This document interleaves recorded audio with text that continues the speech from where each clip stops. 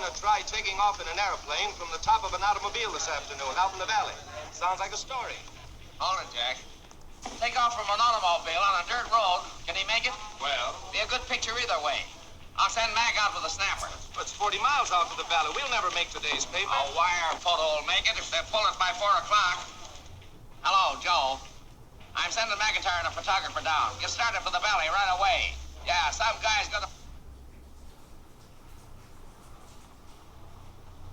Speed, the life's blood of a newspaper. Speed, speed, speed. Train, telegraph, airplane, telephone, and radio. Get the story, get it to the paper, get the paper on the street.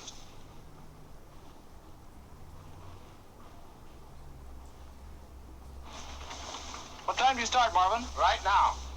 Better warm up the machine, Ed. Ready for a hookup.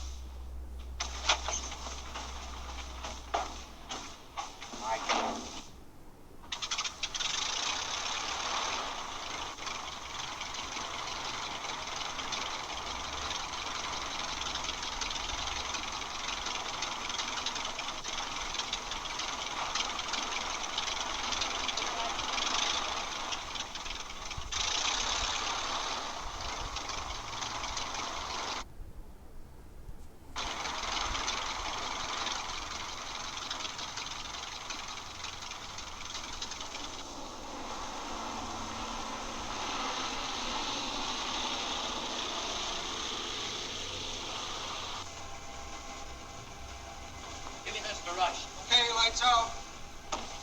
Every available development of science and engineering has been utilized to get the story to the reader in the shortest possible time.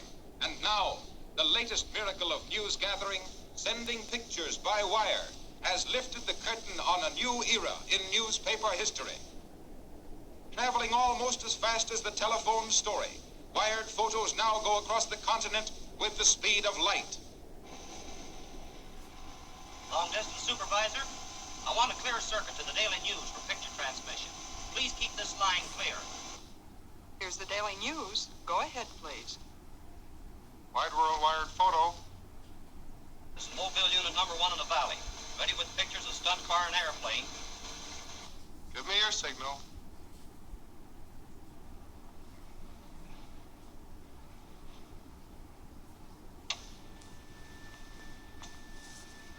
Although it took years to perfect, the technique of sending pictures by wire is comparatively simple.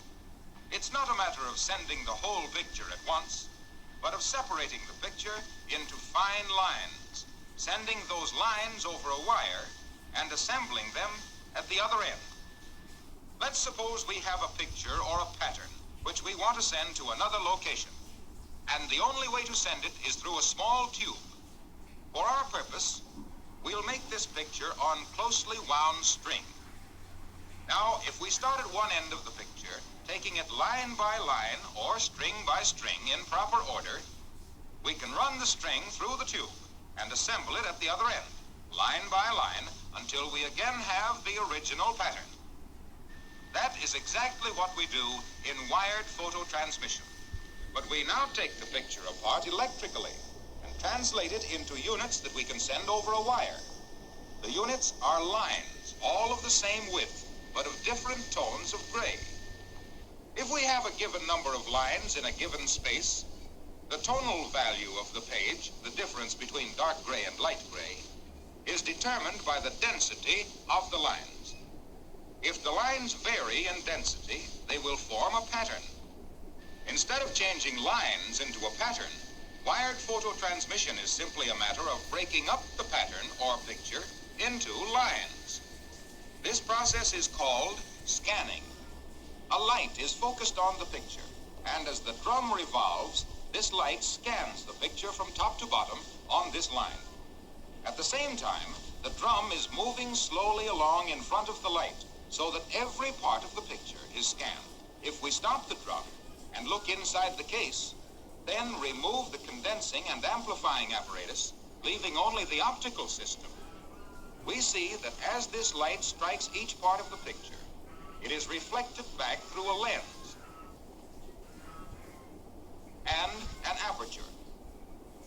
The aperture allows only 1/100th of an inch of the picture to pass through at a time. so that the picture is scanned in fine lines. The light that gets through the aperture goes into the photoelectric cell. This cell contains a plate made of a metal that has a distinct reaction to light. Electric current will pass more freely through the plate when it is exposed to a lot of light. Very little electric current will pass through if the cell is dark.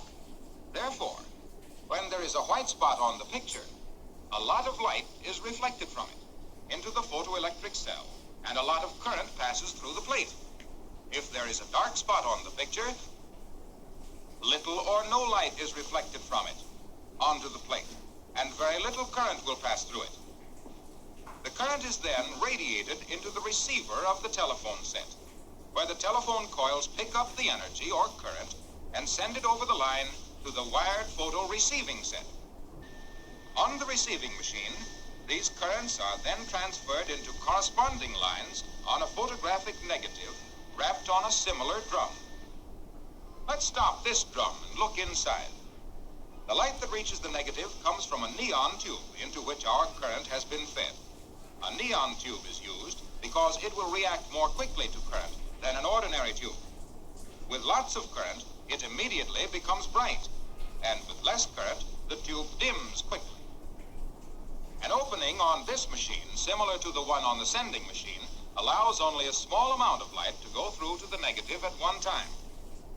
The whole story of wired photo transmission, then, is simply this. A lamplight scans the original picture. A white spot on the picture makes a lot of current. Lots of current makes lots of light on the receiving machine, and so exposes the negative more heavily at that point. A black spot on the picture reflects no light back into the photoelectric cell, no current passes over the telephone line, the neon tube remains dim, and the negative is not exposed. We have merely unwound the original by lines in terms of lights and shadows, and wound it up again on the negative.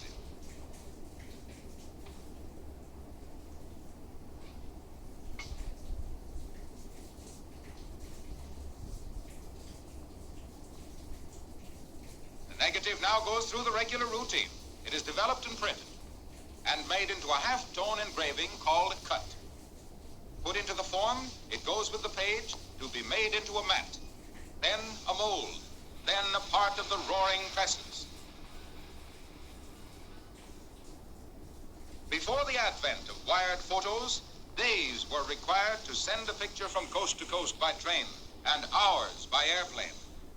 Now, it is only a matter of minutes after a news event has occurred before newspapers all over the country are carrying pictures that tell the story more graphically and completely than the printed word.